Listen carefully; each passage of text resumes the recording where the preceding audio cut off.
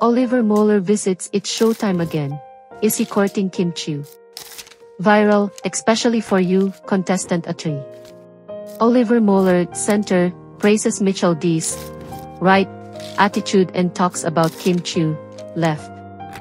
Si Oliver, na isang Filipino-Norwegian lawyer, ang pinili ni Miss Universe Philippines 2023 Michelle D sa dating game segment ng noontime show sa unang araw ng pag-air nito sa G-7 noong April 6. I just want to meet some friends, want to thank the people of Showtime and ABS-CBN for inviting me, tugon niya sa panayam ni MC Philip ng ABC News. Kumusta na si Oliver mula nang lumabas siya at naging viral sa Especially for You? Saad ng Cebu-based lawyer, it's been crazy, overwhelming, and I'm just happy. I'm so happy that all AMBO friends and AMBO family are happy with everything that's happened. Katunayan ng biglaang kasikatan ni Oliver, sinalubong siya ng kanyang instant fans sa Cebu Airport pagbalik niya sa kanilang lalawigan. Yes, overwhelmed and, just like I said, just happy. I'm so happy that me just being there brought a lot of smiles to a lot of people, anya.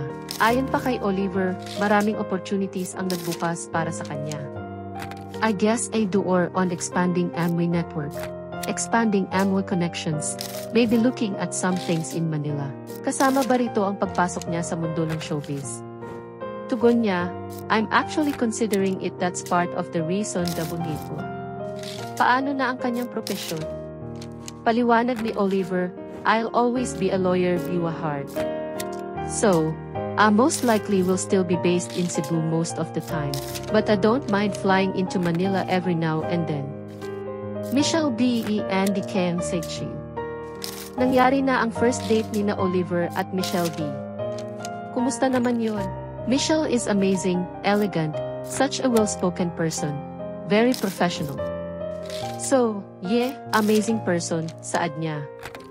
Marami rin ang gustong ipareha si Oliver kay Kim Chiu, isa sa mga co-host ng It's Showtime at Tubong Cebu rin. Aware ba siya rito? Tugon niya, yes, I've noticed. I've noticed the attention. May crush ba siya kay Kim bago pa ang Especially for You guesting? Sad na Oliver, I've always thought Kim was such a pretty person.